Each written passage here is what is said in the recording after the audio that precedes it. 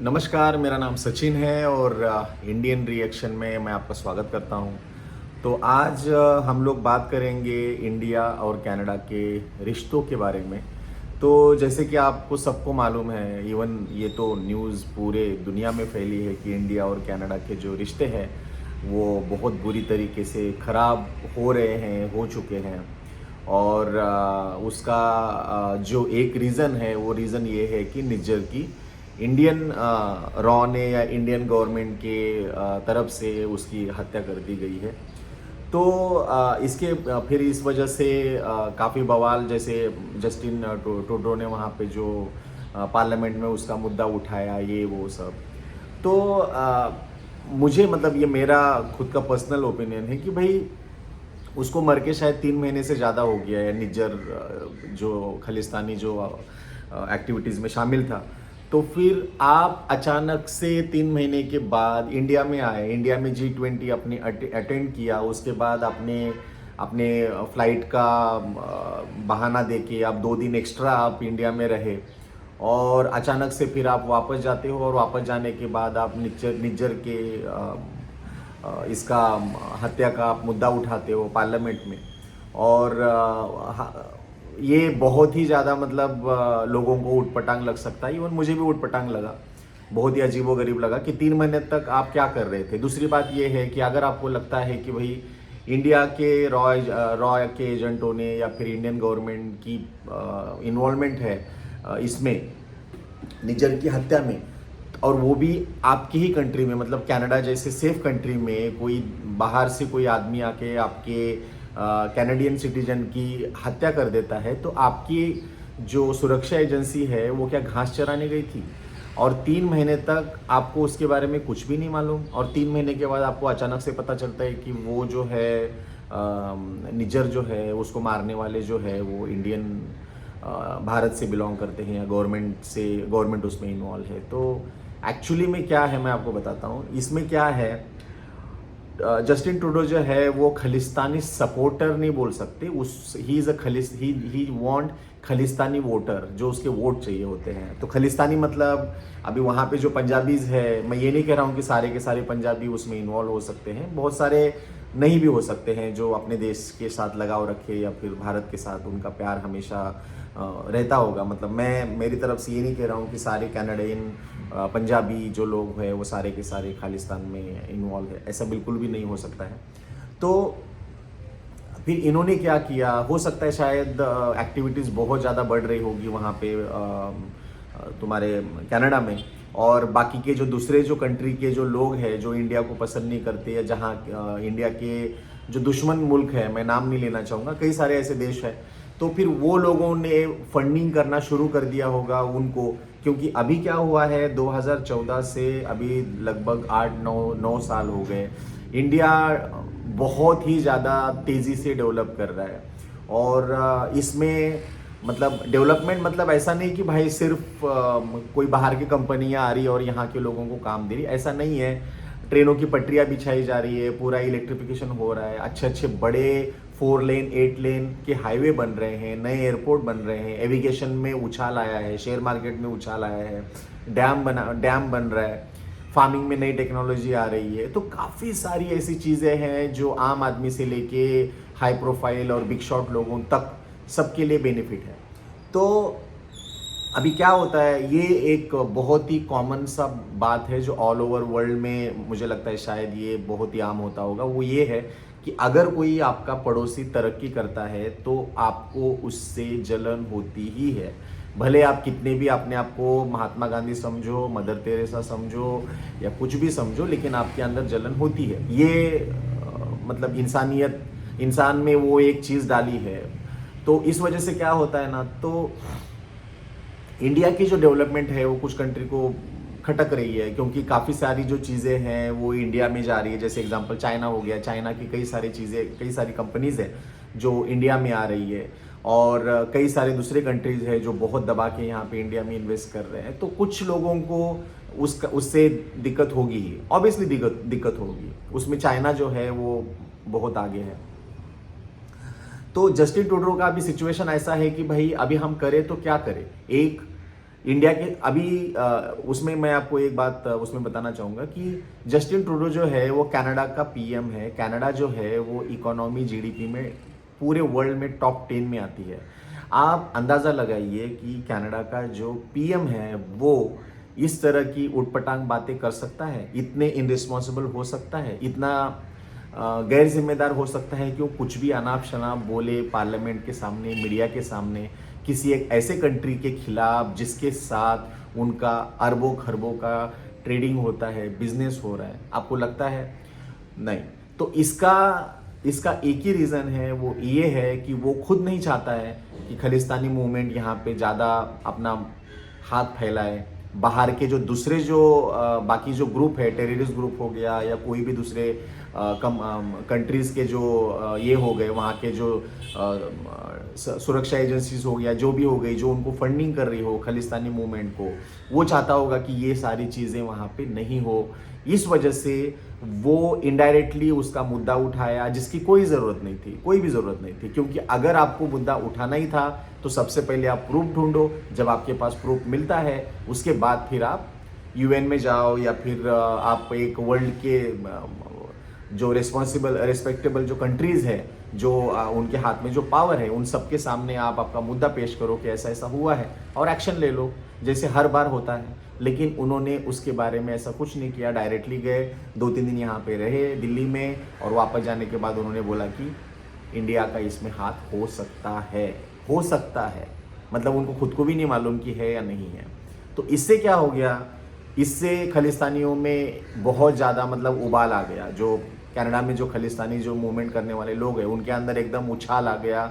और कोई एक है, एक पागल सा बुढ़ाऊ, उसका नाम कुछ गुरपंत फिरपंत पता नहीं कुछ तो नाम है, वो डायरेक्टली वीडियो निकाल के बोल रहे हैं कि भाई आप यहाँ से हिंदू जो है वो सारे के सारे वापस इंडिया चले जाए। तो ये तो बहुत बड़ा मजाक है और शायद उसकी जो आवाज़ है वो बहुत जल्दी दब जाएगी। मेरे हिसाब से तो ऐसा लगता है कि उसकी आवाज़ बहुत जल्दी दबने वाली है। क्योंकि क्या होता है ना, जब बहुत ज़्यादा उबाल आता है ना किसी भी चीज़ों को, तो वो उसका जो उसके ऊपर का जो झाग आता है वो फटाक से ख़त्म हो जाता है। तो वैसा ही कुछ है। तो और ये सारी चीज़ों के बाद जो खालिस्तानियों में जो मूवमेंट आई है, जो बहुत ज़्यादा उनके अंदर उबाल आया है, उछाल आया है, तो ये सारी चीज़ों की वजह से डेफिनेटली वो लोग गलती करेंगे ही, और इन गलतियों में ही वो लोग पकड़े जाएंगे। और जब वो पकड़ना शुरू करेंगे, चाहे वो इंडियन गवर्नमेंट हो या फिर कनाडा की गवर्नमेंट हो या जो भी कोई हो, तो ऑटोमेटिकली उनके जो सो कॉल्ड जो उनके जो लीडर है, तो उन लोगों को धीरे धीरे धीरे ख़त्म कर दिया जाएगा।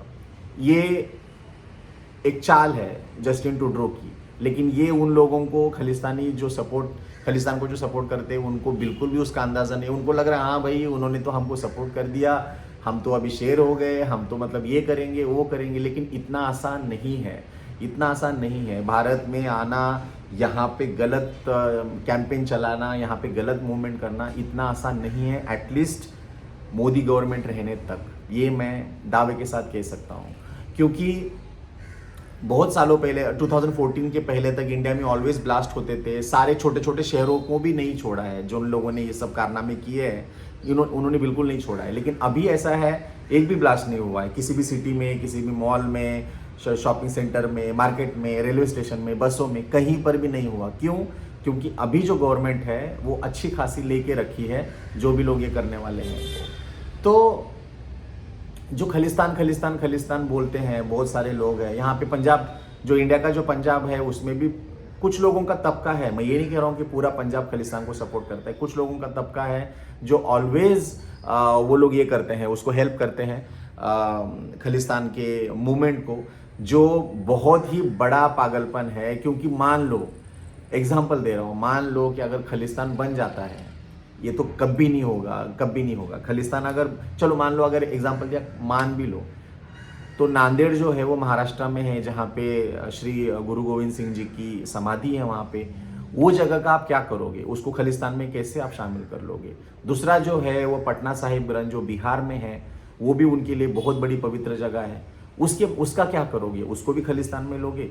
तीसरा जो है उत्तराखंड में हेमकुंड है, तो जहाँ पे बहुत सारे पंजाबी लोग जाते हैं, इवन हिंदू भी बहुत सारे लोग हिंदू तो सब जगह जाते हैं, चाहे वो मजार हो, पीर हो, तुम्हारा चर्च हो या फिर क्या बोलते हैं गुरुद्वारा हो, सब जगह पे जाते हैं। ऐसा नहीं है कि बस हमको यहीं पे जाना है। इतने मतलब जो एज ए हिंदू, मैं भी हिंदू हूँ, तो हम लोग इतने भी भयानक कट्टर नहीं होते कि भाई आप हमको जाना ही नहीं। हम लोग, मैं भी जाता हूँ, लेकिन जाने के बाद क्या करते हैं, चर्च में गए, बस हे शिव जी, हे माता, बस, क्योंकि मुंह में वही आता है ना। मुंह में अचानक से आप जीसस को देख के आपके मुंह से जीसस को आप प्रे नहीं कर सकते हो, इम्पॉसिबल है ये चीज़ें। जैसे आप गुरुद्वारा जाते हो तो आप ऐसे प्रार्थना नहीं कर सकते कि श्री गुरु गोविंद सिंह जी मैं आपके यहाँ पे आया हूँ, नहीं। ऑटोमेटिकली जो आप भगवान को फॉलो करते हो वही भगवान आपके दिमाग में और आपके मुंह में आ जाता है।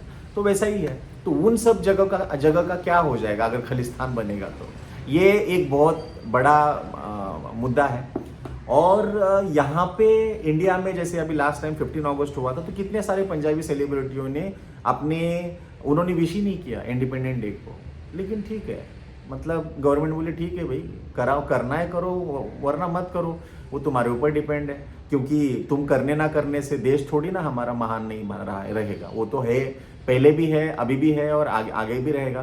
तुमको रिस्पेक्ट नहीं करनी तो मत करो, लेकिन जो हमारा पासपोर्ट है वो लेके घूमो मत। और वो होता ही है। तो यही चीज़ें हो रही है।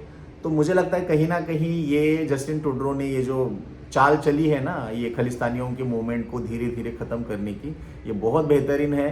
और मुझे लगता है आने वाले टाइम में इसके ऊपर बहुत तेज़ी से एक्शन लिया जाएगा और ज़्यादा टाइम भी नहीं लगेगा उसके लिए, मैं लिख के दे रहा हूँ आपको। क्योंकि ये चीज़ों की वजह से, जैसे मैंने कहा कि खालिस्तानियों जो एक्टिविस्ट जो अपने आप को शूरवीर कहलाते हैं, वो एक्टिव हो जाएंगे, वो चुत्यापा करेंगे और चुत्यापा करने के बाद वो अपने आप ही वो भगवान के पास चले जाएंगे। तो जस्टिन ट्रूडो जो है वो बिल्कुल भी स्टूपिड और एक जाहिल पीएम नहीं है। वो बहुत ज़्यादा इंटेलिजेंट है। उसके जो पिताजी थे वो भी बहुत ग्रेट आदमी थे। तो ये, और वो एक रिस्पॉन्सिबल बंदा है जस्टिन जो है वो। तो वो इस तरह का कोई भी पागलपन करके इंडिया के साथ वो रिश्ता ख़त्म नहीं कर सकता है। और वो भी एक ऐसे खालिस्तानी आदमी के ऊपर जिसके ऊपर इंडिया में 10 लाख का इनाम हो, और उसको ये सारी चीज़ें पता है। और दूसरा क्या है, मान लो वो निज्जर जो है, निज्जर को किसी ने मारा है। अभी आप अगर जैसे आप गलत कामों में आप ऑलरेडी इन्वॉल्व हो, गलत काम आप कर रहे हो, आपको गलत कामों के लिए आपको गलत लोगों से आपको पैसा मिल रहा है, तो जैसे ही आपको पैसा आ जाता है तो आप गलत काम कर रहे हो, तो आपके आजू बाजू में भी ऐसे लोग होते हैं जिनको आपकी गलतियां दिखाई देती है और वो नहीं चाहते कि आप आगे बढ़े। तो वो लोग भी हो सकते हैं उनको ख़त्म करने वाले। या ऐसा भी हो सकता है कि वो बंदे के अंदर बहुत ओवर एटीट्यूड आया होगा, वो दादागिरी करता होगा, नाटक करता होगा कनाडा में कुछ लोगों के साथ, या फिर ऐसे ड्रामे करता होगा तो किसी ने ठोक दिया होगा। या ऐसा भी हो सकता है कि किसी की दुश्मनी होगी, या किसी की बीवी का किसी लड़की को या किसी औरत को छेड़ा होगा, या किसी को कुछ लफड़ा किया होगा, उससे भी उसको ख़त्म हो सकता है। तो ज़रूरी थोड़ी ना है कि रॉके एजेंट आए या फिर इंडियन गवर्नमेंट आए या फिर इंडिया के लोग मिलिट्री आए या और पता नहीं कौन आया और उसको वहाँ पे आके ख़त्म करे। कैसे हो सकता है ये, मुझे बताओ। ये इतना आसान नहीं है। और वो भी ऐसे वेस्टर्न कंट्री में जहाँ पे जो उनकी जो रॉ एजेंसी होती है वो बहुत ज़्यादा स्ट्रांग होती है, बहुत ओवर स्ट्रांग होती है। उनको सारी चीज़ें पता रहती है, कब क्या होने वाला है, कब क्या नहीं होने वाला है। इसीलिए सेफ्टी की जो बात आती है तो सबसे पहले वेस्टर्न कंट्री को ही नाम लिया जाता है, क्योंकि बाबा वहाँ पे सेफ है। तो कैसे हो सकता है? तो ये समझने वाली बात है। तो ट्रूडो जो है वो बहुत अच्छा गेम खेला है और मुझे उसका जो गेम है बड़ा अच्छा लगा। अभी क्या है, अभी वो बदनाम हो चुका है, इंडिया में भी बदनाम हुआ है, शायद वहाँ पे ऑपोजिशन वाले भी उसको बदनामी, मतलब उसको वहाँ से उठाने की कोशिश करेंगे। बाकी कुछ कंट्री है वो भी उसको सपोर्ट नहीं करेंगे। लेकिन देख लेना, कुछ टाइम के बाद लोग बोलेंगे अच्छा तो वो तुम ही थे जिन्होंने ये पूरा का पूरा जो डेरा है, वो डेरे का पूरा माठ, मतलब हमारे तरफ डेरा को माठ बोलते हैं, वो फोड़ दिया और पूरा सफाया कर दिया। तो यही बात है। Thank you.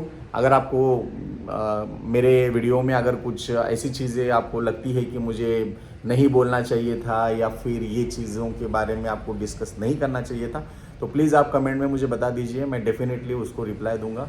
और इसके बाद फिर हम किसी और सब्जेक्ट पे डिस्कस करेंगे। तब तक के लिए थैंक यू।